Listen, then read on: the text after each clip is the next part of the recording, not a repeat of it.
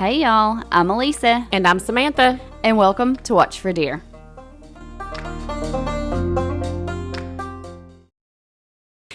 So I'm a little aggravated. Yeah, you are. A little aggravated. She's so mad.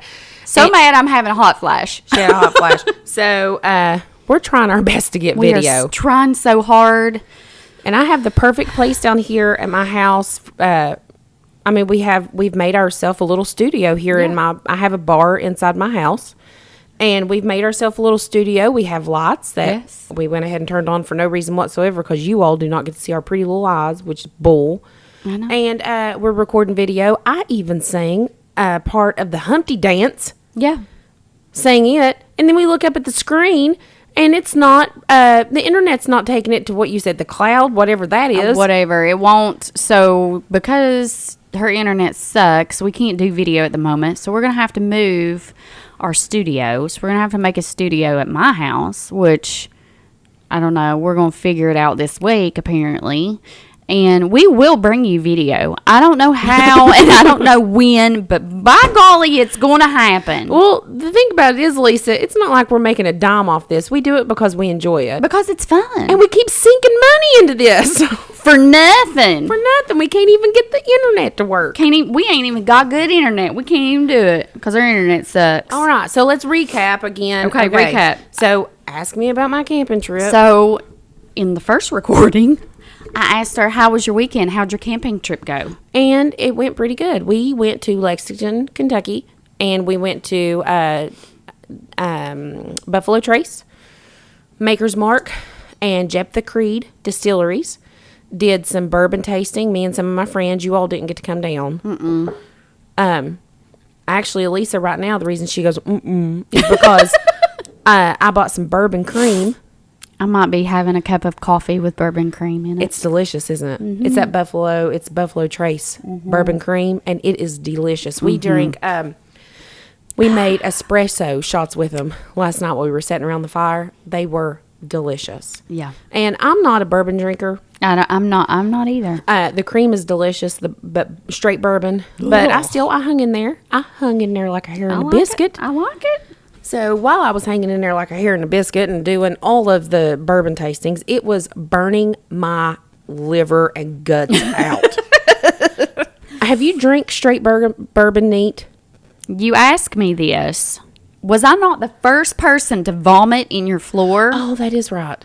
You did. Yeah, you didn't even word of the wise, I'm not a bourbon drinker, and I did not know. One does not take a shot of bourbon. Well, bourbon is not to be shot. No, but you didn't vomit because you were drunk. No. Because you didn't drink anything. No. But you came up here and you were like, oh, let's drink a little bit. You know, let's sit around, gossip, just do our thing. Maybe drink some wine. Do our thing. Do some stuff that classy girls do. That's right. And as a classy lady, I poured you a shot of bourbon. Yeah, you don't shoot bourbon. Yeah. And you put it in your mouth. You put the bourbon in your mouth. And you shot the bourbon. You did not shoot it. You held it in your mouth for what felt like forever. And I was just like... Because I knew the moment that it hit my stomach, it was coming back. And I had my cheeks, imagine, cute little chipmunk with little nuts in its cheek going, mm-mm. And I was like, just swallow it, Elise. You had to swallow the bourbon. She wouldn't do it. 30 seconds, she held this bourbon in her mouth for at least 30 seconds. And I swallowed half of it.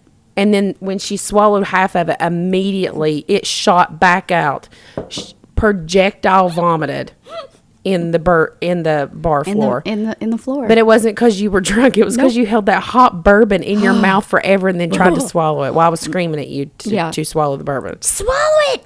Just swallow it! And then we found out you don't know. So no. But so while we were on our friend, so Buffalo Trace, Maker's Mark, Jephthah Creed. Buffalo Trace, we didn't get to do a tour, but we did go there twice because they do this thing where they release certain bourbons, and you can't hardly get them here. So they release certain bourbons on certain days, but you don't know what bourbon they're releasing until that morning. But when you go up there and get them straight from the factory, from the distillery, they're like half the price, maybe like 25% of the price. So that bottle of Blanton's over there that you see, those 2 bottles over there of Blanton's, because you can only buy one when you go. They use your license. So that bottle over there, I think we paid around $65 a bottle, something like that. How much did we pay for it, Scott?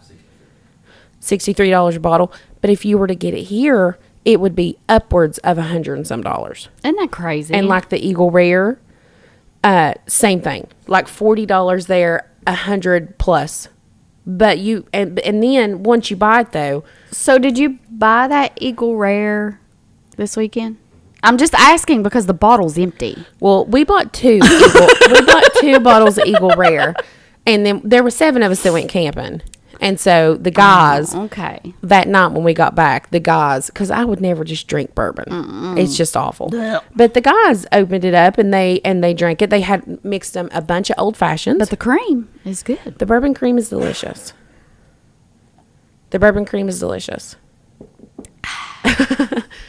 But the Eagle Rare, the guy sat around the fire that evening and stuff, and they drank that. And then we got some old fashioned mix. And so the distillery is really pretty. Yeah, I've seen your pictures. Maker's Mark is unbelievable. So even if you don't, honestly, if you don't drink, It's you still should fun. still go because Yeah. they tell you about Prohibition and how they make it. You get to go back in time because some of these buildings have been up since the 1800s. Really? Yeah, and it's really cool. Like, it's super cool. See, I'd enjoy that. Little part of I like Lexington history.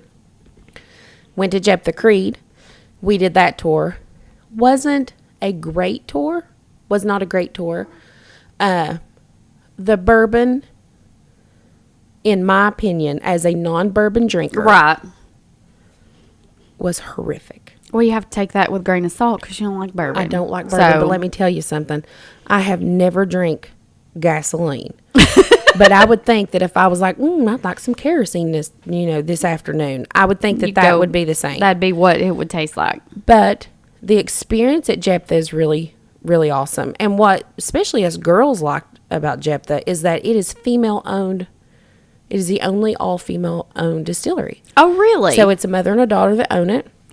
It doesn't have like a lot of history with it. There's no, I don't think Fascinating. it's super old or anything. Yeah. But when we got done with the tour, you come out, you go to this bar, and they put these little thimbles in front of you, except Maker's Mark had like the nice Maker's Mark glasses, and you put it in your hand, you swirl it around, you smell it. Fancy. It was so superb.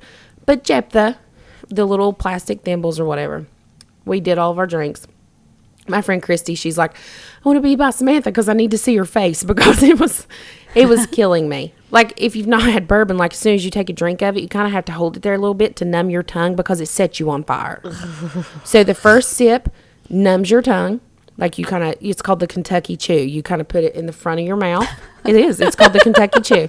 You put the bourbon in front of your mouth and you kind of, Okay. like that a little bit. Get that bourbon all over your taste buds and stuff. Then swallow it. So you Kentucky Chew. That numbs your tongue. And then the second drink, you do it. Do a little chew again. Not as much. Swallow it again. That time, burns your throat and everything. And the third time is when you're actually supposed to be able to enjoy it because then at this you point, can't feel squat. you can't feel anything anymore.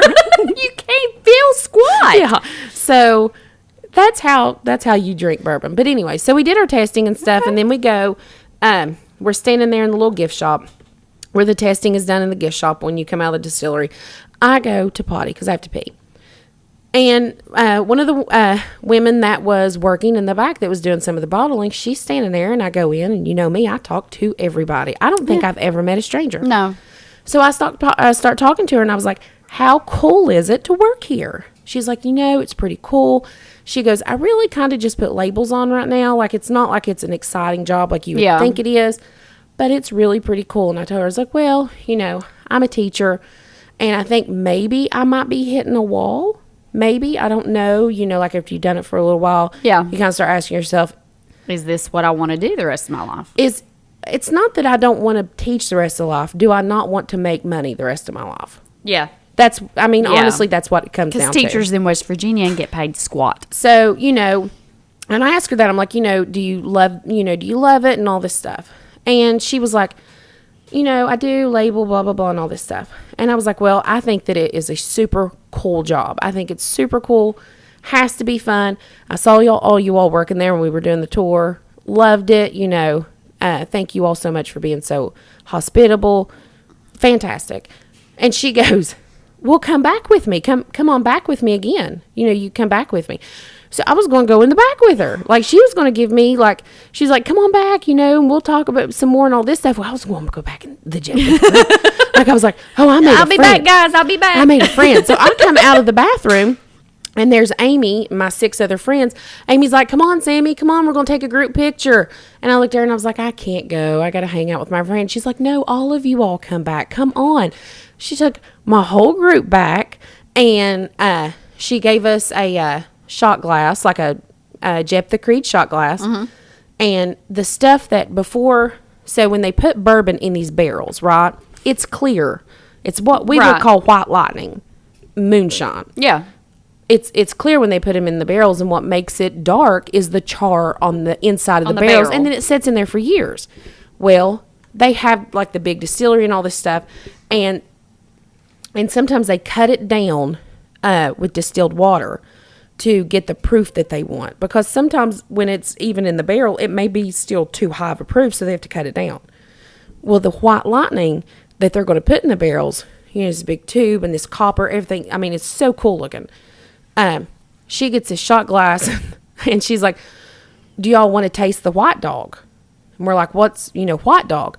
She's like, well, it's the clear stuff that comes out that you put in the barrels, but it's not charred or anything. It's not, I can't think of the name of it. Like, I can't think of the name because I'm not a bourbon aficionado, but we all liken it to moonshine or white. Yeah.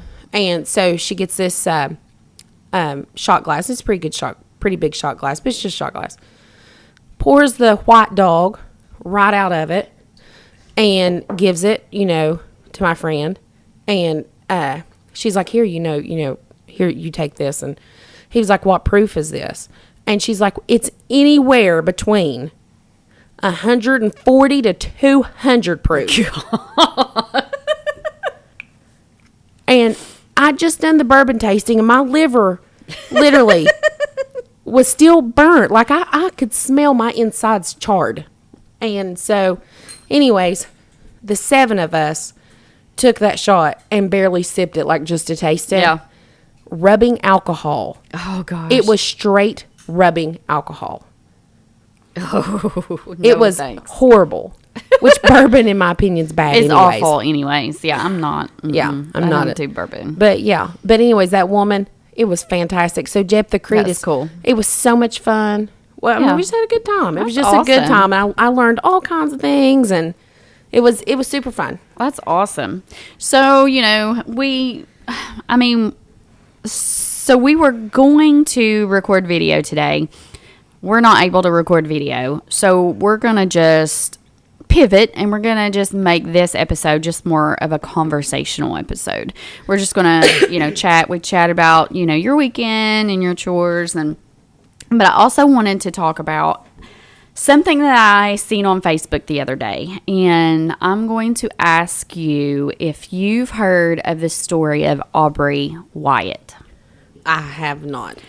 Okay, so this story is like really going to piss you off. It's going to piss everybody off. Here's the thing. I don't know why are we trying to piss me off? Well, I just feel this story has to be told, and by the time I'm done explaining it, you'll understand why I brought it up and why we have to discuss it on the podcast. Okay. Is it going to make me sad? Okay, hold on. Is it going to piss me off, or is it going to make me sad? It's going to do both. Oh, my God. One of the few things that I like about our podcast is, number one, we do it for fun, and we are not managed by anybody, so we can talk whatever. We talk about whatever we want. But if somebody wants to manage me and give me money, they absolutely can. Don't you shut that down. I mean, we may. No, I'm just playing. We may, but we will not be censored. So well, no, we have the Second Amendment on our side. That's right. So we have to be. I want to use the platform today to be a voice. So, and the reason is Aubrey was a beautiful 13-year-old girl who had been bullied to the point that she felt her only escape was to take her own life. And this was in 2023, so last year. Her poor mother, Heather, walked into Aubrey's bedroom on September 4th of 2023 and found her sweet baby girl. Heather took to social media explaining her situation, and specifically TikTok, to kind of spread awareness on Aubrey's story. Just like what any mom would do, right? She was looking for justice for her baby. Now, the parents of the bullies end up suing her. Suing the mom? Suing the mom. So now she can't even talk about it on her social media. And this particular parent was actually the superintendent of the school system and knew about the bullying that his daughter was doing to Heather's daughter, Aubrey. What the hell?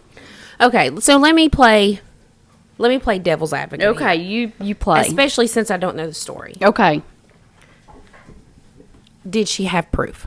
They do. They do have proof. They do have proof. In terms of what? In terms of the text that this little girl had been texting her daughter. Okay. There's screenshots. Okay. And I'm going to tell you, you can go on and you could do a hashtag Aubrey Wyatt, AUBREIGH, WYATT. Do the hashtag Aubrey Wyatt on Facebook, Instagram, TikTok, whatever. And it pulls up so much because her mom doesn't have a voice. Everybody's blowing it up. They're trying to be the voice for Heather. Okay, so let me ask you this. When you say do you have some of the samples of the text messages? I read them, yes. You have read them? I have read them. What are they? So it is... And if not, we can pause it and look up some if you want to. Okay, let's do that. Let's pause it and look up some because I don't know the story. Let's do that. Okay, so let's do that. Do you spend your free time binging all things true crime? When you turn the lights off, do you run upstairs so a murderer doesn't get you? Do you get out of bed just to make sure the doors are locked? Is your pepper spray your trusty friend? Well then, we're the podcast for you. We're a couple of sassholes, just two ladies from Kentucky giving you the lowdown on all things murder. Tune in and give a listen. We know you won't regret it.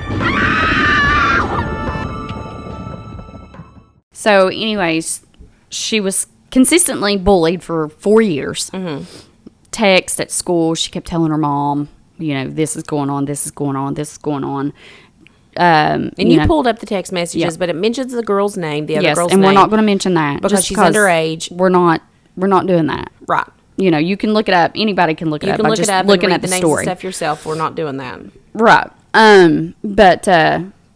But yeah, the superintendent. So what it was, though, it was mainly Aubrey messaging her mother saying, Mom, come and get me. This is awful. I don't want to be here. Yep. They mistreat me so bad. Mom, she just slapped me across the face. Mom says, you know, why did she slap you across the face? She's like, I don't know. I said I hated somebody, but I was just joking. Then she slapped me across the face. When you were saying all that stuff, I was like, I don't know. Yep. Like, kids use Snapchat and stuff. I've not looked into it. Right. I would hate to make like an assumption right. or something like that. But then you showed me a picture Yes. of after Aubrey passed away. Yep. That those girls had taken a baby doll, Yes. rubbed what looked like it wasn't blood, but rubbed blood, red. Fake blood. Red, whatever. To resemble blood. All over the baby doll's face. And ripped it apart limb by limb. Yeah. Like, there's no words. And here the parents are suing Heather. Yeah. So so what's up with that? So the parents are suing Heather for defamation of their kids. Okay. So has the law been involved? Well, it's a court order that she had to take out. Do you remember that one girl? Oh gosh, I always wish. Are you talking about the one? Maybe we're going to have to eventually do something to where I know what you're going to do so we can talk about it, because do you remember that girl who texted that the boy and he killed himself? Yeah. Do you remember that? Yeah. And she was brought up on charges, Yes, as she she was. should have been. Yes. I mean, she literally. Have you done it yet? Well, go ahead and do it. Go ahead. Go ahead and do it. Have you killed your? The world will be better without you. Yeah. Go ahead and do it. You should kill. Yeah. All that stuff, and she brought up on She was brought up on charges. Yeah. I think what happens in our society right now is that we are so desensitized because of the internet. Yes. Over everything, things that like I know now and I see, would have. At my mom's age, you know, there was no internet. Like, I think that she would have been shocked. But now we just keep on scrolling. You just don't want to see it. Just keep on scrolling. Just keep scrolling. Yeah. And I don't think that kids, I think back in the 80s and 90s, and, you know, kids were horrific. Mm-hmm. But they couldn't get to you when you were home. So right, you had some peace. Peace of mind. You had peace. You could get away. You had peace of mind. Yeah. So kids have always been mean. Yeah. But there's you no would be able to escape. escape it. There's no escape now. Right. And there's no escape now. And parents, not all parents, there's some wonderful parents out there. But I have dealt with my fair share of parents that say, not my baby. Not my kid. My kid would never do that. Yeah, Let me me tell you too. something. Your kid's usually the first one that does it. Your kid will do it. They will never like they nevered before. I see it firsthand. These sweet little children that you're taking to Sunday school when, they're the... Meaner than shit. They're meaner than shit. No, they're meaner than hell. They're meaner than hell. They're meaner than hell.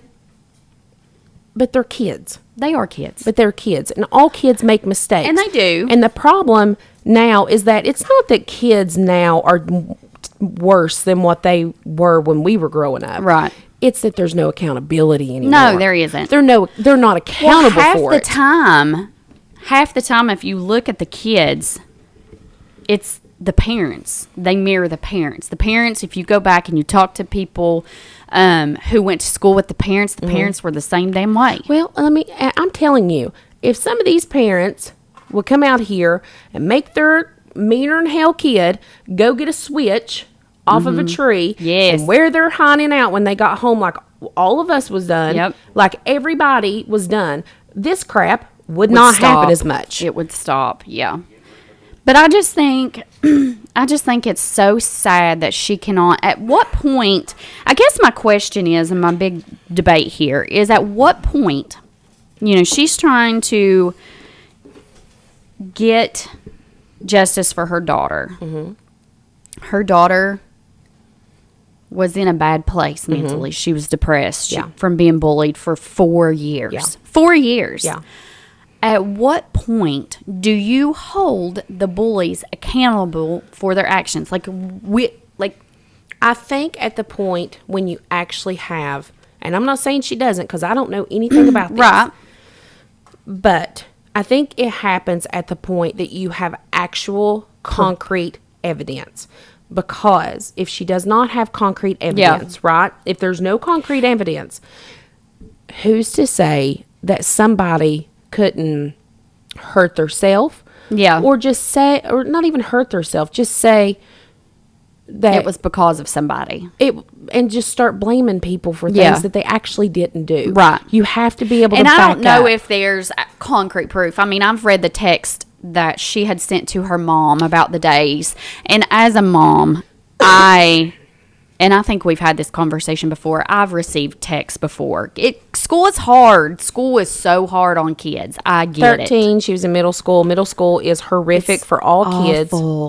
It's awful. It's not. It's not easy. It's a hard time. It is. And a bully can make it worse. They can make it worse. Extremely worse. But for fairness issues, like I know for a fact that there has been parents who have had kids that their child is mean. Yeah. And they're the ones that started it, but the other parents were like, well, my kid did this, my kid did that, your kid did this, your kid did that. Come to find out, no, their kid didn't. And you have other parents talking bad about these kids. So this is like a defamation of character. And if she can't prove, even if it did happen, if she has can't to be able to prove it. I agree. And like I said, I just noticed it the other day scrolling on Facebook and just kind of read into it a little bit. And we may cover it in depth later on as more things come out and we research better. But it's just heart-wrenching. Like, it is. It's so hard because I can't imagine feeling so alone in the world and feeling like that you feel the only way to deal with it is to end it. Mm-hmm. I cannot fathom that. At such a young age. At such a young age. And I keep telling both of my kids that, if you ever feel so bad that you just start thinking terrible thoughts, you need to talk to somebody. If it's not me, anybody, any So adult. let's talk about that too, because actually, see, I wish Holly was here tonight because she and I talked about something like this before. Oh, She and I really? did. Yeah. And here's what she said, or I said. One of us said it. Yeah. Just like you said, and I've said it to my children. I Yeah. said it to my children. I'm sure all parents say it to their kids, right? Right.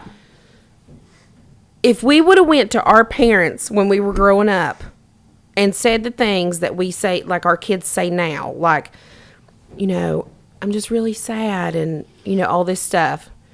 What would our parents have said to us? Back in the 80s and 90s. They would have told us to get happy in the exact same pants we got sad in, to go outside and play. Don't let anybody see you cry. All of that junk, right? Don't start it, but finish it. Don't start it, but finish it. Yep. And we've not raised our children like that. Well, I disagree because, anytime Zoe's come home and told me issues or Dylan's come home and told me issues, I'm like, listen, I told you how to fix it. Yeah, I told you how to fix it. I told you how to fix it because I'm old school. Yeah. I'm old school. Yeah. 9 times out of 10, these bullies are all mouth. And when you turn around and you confront them, shit gets real quick. But we don't know. Like I said, I don't know that situation. Right. I'm not even read I don't on it. either. It's hard. Whatever happened. It's so sad. It's terrible. It's so terrible. sad. Regardless, if she wasn't being bullied, Yeah. and she just had obviously issues to cause her to do that. Regardless, it's terrible. Sad. It is sad. Yeah, regardless. So let's change the subject because Let's go. That story was awful. Have you listened to Joe Rogan? No, I am so into his podcast. I have not. Oh my God, I'm so into him. But here's the thing. I can't listen to all of one episode because they go anywhere from 2 hours to 5 hours long. Really? Yeah, they're so long. Scott and I listened to one on the way back. But it's a conversational. I actually think he's the biggest podcaster in the world. He is, yeah. So he has all these awesome guests, and they just start talking. Some of the things, though, that they do talk about, like I fast forward on it because it's gross. Like it's inappropriate, but whatever. They can talk about whatever they want. Yeah. But he was talking to Cat Williams. Do you know who Cat Williams is? Mm-hmm. Such a fan. I think he's so funny. We almost met. Well, you remember on the cruise, we kept saying, "Oh my God, he reminds us of Cat Williams." Yeah. I don't know if Cat Williams is a super genius or if he's so full of crap and such a smooth talker that I kind of almost believe everything the man says. And I'm like, what? And he says some out there things. Really? Oh, yeah. Like you need to listen to the Joe Rogan. We need to do an episode just on the stuff. Seriously, because it's conspiracy theories and stuff. Just on the stuff that Cat Williams has said to Joe Rogan, because it is out there. Really? Now I'm gonna have to listen to it because I got to travel out of town this week for work. So I may have to listen to it on my drive. The Cat Williams, and we need to like jot down notes and then talk about some of the stuff but he said that he started reading when he was 7 years old, 8 years old. Okay. And he has read, I don't know how many thousands and thousands and thousands of books in his life that he's read. And he can read 2 to 250 page books a day. A day. Is he physically reading or is he doing like Audible and like fast forwarding? No, he said he was reading 8 novels. I don't know. Just because, I know some people that, like, if you're physically reading a book, yeah, I feel like it takes longer and you absorb it better. I've tried Audible, and I know some people will actually do the Audible and fast forward it, 1 or 2 times to where when they read it's really fast, it's really like this. I don't think I could pay attention like that. Still, I don't know. And some of the other things he said too, like they were talking about what is less explored, space or the ocean. It's the ocean. Yeah. That's what they said. They said the ocean. I would agree don't with know. that. I don't know. But space or the ocean is less explored. And, I don't know. That brings us back to, have we been on the moon? No. Well, no. I'd say, I don't think we've been on the moon. space is least explored. But he goes, he said, was talking about well, it's a 6-month trip to Mars. Joe Rogan may have said this. It's a 6-month trip to Mars. And Cat Williams said that because Joe Rogan said, who are we going to find, who are we going to find to take a 6-month trip to Mars? And just this fast, so quick-witted. Cat Williams was like, well, we found a bunch of billionaires to take to the bottom of the ocean and killed them, didn't we? Oh my God. And then Joe Rogan said something like, I don't know if it was directly right this, but he was like, yeah, a bunch of billionaires, something about their soul or whatever. And Cat goes, they lost their soul a long time ago if they're billionaires. Yeah. I mean, it's just, Just so snappy. but the things that they talk about in the tablets, and I'm using air quote tablets, from like thousands and thousands and thousands of years ago that people used to build like the pyramids and stuff. And they were talking about the innovation and the mechanics and everything of building the pyramids. And he was talking like, well, you wouldn't build that on sand, would you? If you were an engineer, would you build a building like that on sand? Because it didn't used to be sand. And the thing about it is, he makes sense when he's talking about nonsense.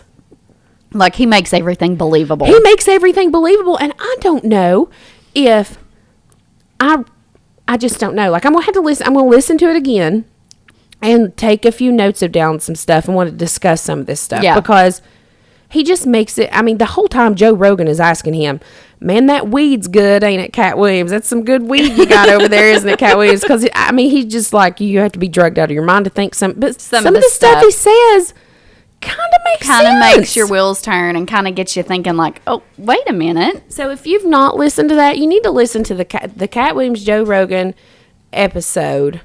Listen to that, because probably in 2 or 3 weeks, something like that, we're going to talk about it. Yeah. And that way you can yell at your radio or Yeah, your phone. you can yell at us and be you like, can yell at us.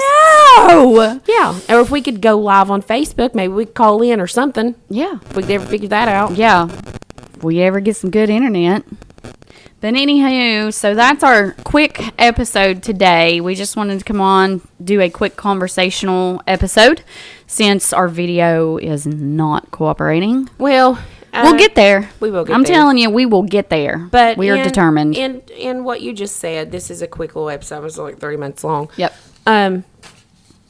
If you are listening and you're having some mental issues and need somebody to talk to or whatever, you need to reach out. Regardless if you, Yes. even if you've, no matter what it is, you need to reach out, because the world is a better place that you are in it. Yep. You're here for a purpose. And There's we a are really reason. good listeners. We might talk a lot, but we're really good listeners. There's a reason you're here. So, don't let one bad minute destroy the rest of your life. Yeah. Because you have a lot of life. People to live. love you. Yeah.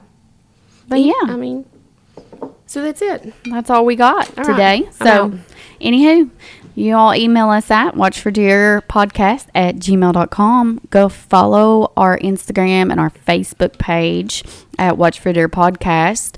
Be sure to follow us on Spotify, Apple Podcasts, wherever you listen. Give us a rating. Ratings help grow the podcast. And yeah, so y'all be safe. And watch for deer.